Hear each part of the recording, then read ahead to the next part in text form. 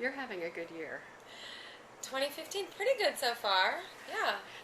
Because you're not only directing a hit movie, showing that it can be done. A woman can direct a movie Yes. and kill it, I nail wasn't it. the only one who did that this year, actually. No, you're not. Yeah. No, you're not. But I think you had the biggest opener. I did biggest opener for a first-time director. Yeah, for sure. So what are you doing right? I mean, this is also an extremely, very precise, very well executed performance. Thank you. And did you make some kind of? I mean, has this all been a sustained, slow, organic growth? No plans. Zero plans. When I made this film before I made Pitch Perfect 2, and I give credit to Bill Polad, who helped usher me into the director's chair. He was very encouraging and sort of said, like, you have it, you'll be okay, which was great. But this project, it took me. I was very seduced by the script. I thought it was very ambitious. As someone who reads a lot of scripts, a lot of the same thing, a lot of the same kinds of roles all the time, there was so much meat on the bone here, and and then it's all true, and the real people are involved, and we have all the music, so there's like an emotional connection to it immediately, and then I met Melinda, and when I met Melinda, my fear about participating dissipated. It didn't entirely go away. It never does, but I met her. I met her up at Sundance with Brian. Yeah. When they first sort of made that what was it, a documentary? It was and he performed up there, and when you meet them, of course, you see immediately that she's very strong, and she's very caretaking, and he's very fragile.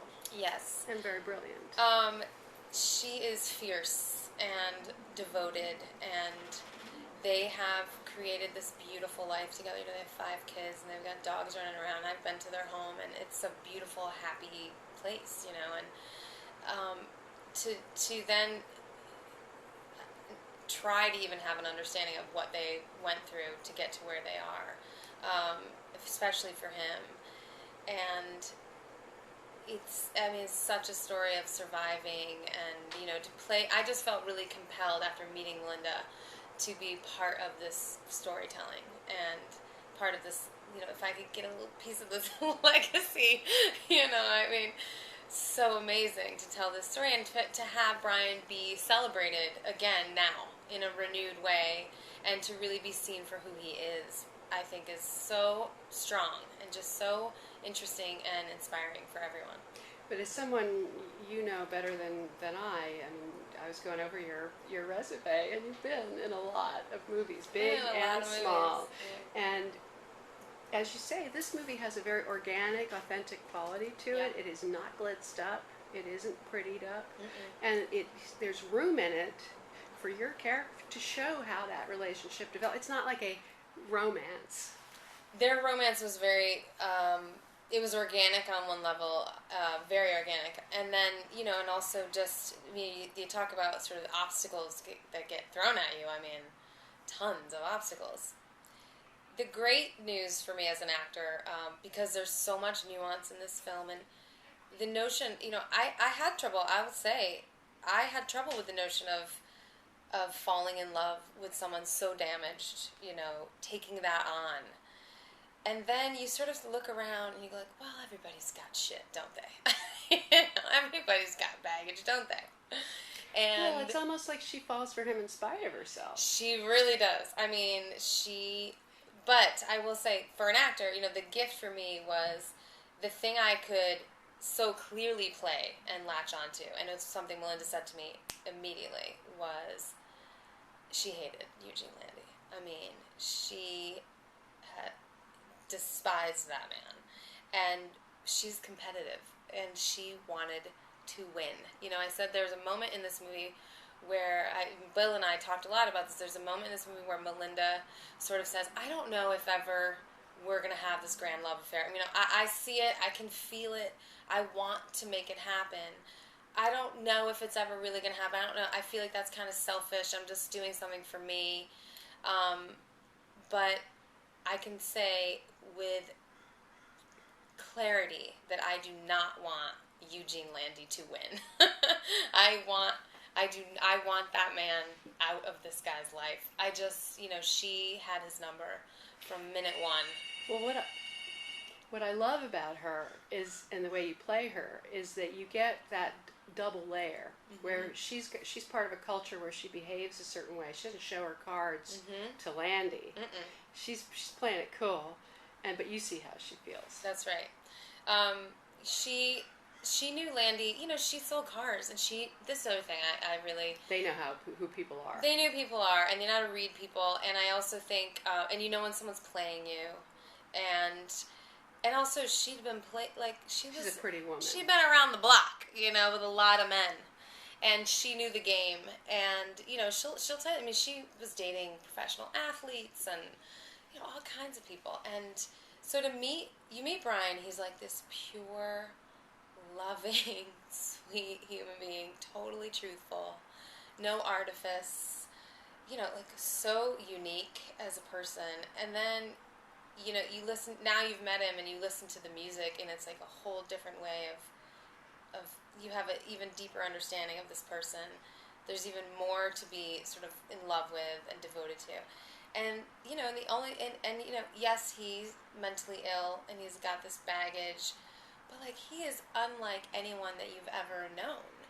And that kind of person is worth, working for.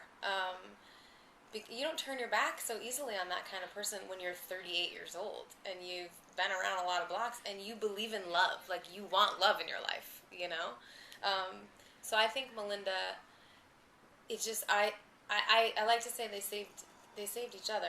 I get a lot of credit for wow, Melinda really saved his life. And absolutely where he is right now, going out in the world and performing and everything, she is just absolutely devoted to making sure he is as celebrated as possible while he's still alive, and while he can get the feedback. She said to me, in those years that he was not performing, it's not like the music went away.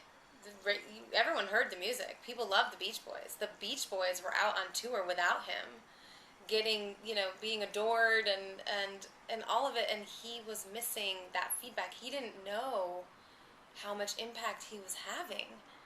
And so we went to the Toronto Film Festival, we showed this movie, and people give him, literally, they're not going to stop standing up until, Brian finally just was like, all right, guys, I'm just going to sit down. I mean, that made this whole thing worth it, because it was like, oh, right, the light is being shown on this couple, and they are inspiring and worthy of film and of people knowing their story. And I mean, it's really special to be a part of it. It's a little bit like Theory of Everything, in the sense that you have a two-hander. It's about the two of them. It's not just about him. Yeah. Which is unusual. First, the forward motion of our part of the 80s part of the story is Melinda's. And that absolutely, as an actor, especially as an actress, that was, of course, very exciting and compelling. And, and Bill was committed to it, too. It wasn't like, I didn't get into a situation where I was hoodwinked. I knew that there was no other way. I mean, the Brian Wilson that she met was passive. So, the active, the forward momentum of that section of the movie was going to be driven by Melinda, and that was very appealing to me. And Cusack is very good. He's very moving. Yeah. I mean, having met the real man, he does capture. He doesn't look like him, but he captures something. It really was about the essence. I think anytime, we never want to do an impression. It's like, you don't want mimicry as an actor. It really is about finding someone's essence, or what you can connect with. And I don't think the real people. I mean, in my experience, the real people, I've played a few real people. Their expectation is not like a dead-on impression of them. That's not really what anyone wants. This is an artistic endeavor, and we're especially here when we were working with Brian, who is such an amazing out-of-the-box artist. We never felt hemmed in by the fact that he doesn't look like him. It's like, okay, but when you meet Brian Wilson, there's such a sweet, sort of love. I mean, if you've met him, so it's just he's pure.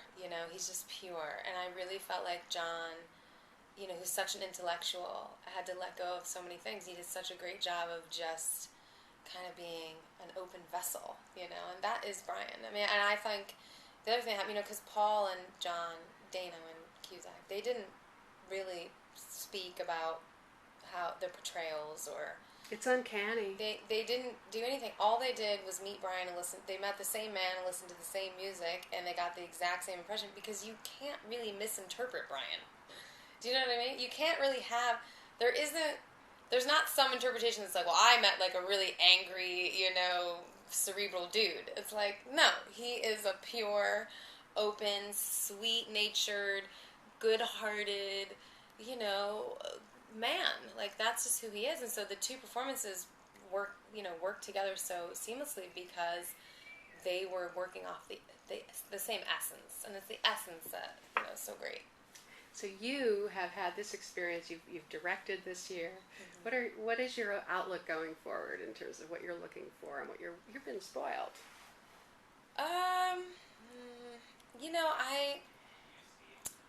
I got into directing because I felt like, in producing, because I felt like I had more to offer this business that wasn't asking very much of me, and I like challenges, and I like working. I love what I do. I say, John Cusack and I like to joke, like, we love going to movies. Someone said, are you going to direct another movie? I want to direct another movie because when I go to do that, then I have like a total focus. I don't have to do anything else. It's like the best excuse to not deal with any of your real life. It's a big, big, big, big job and a big challenge.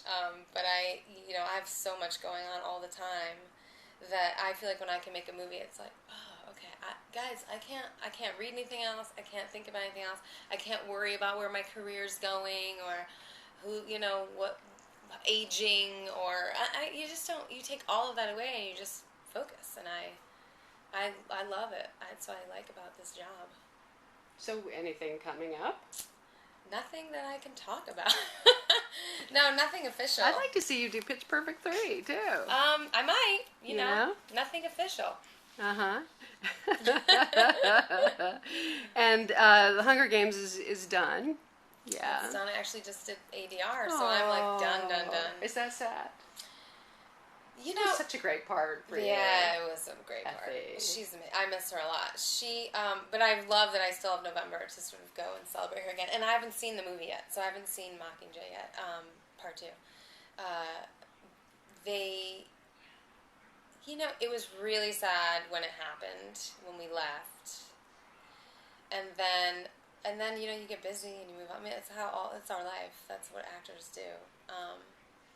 I love that we have this reunion coming up where we'll get to see everyone again. I'm so excited because it's a real, like this one. This one's a good one too. Everybody's in love with each other. Thank you very much. Sure, thank you.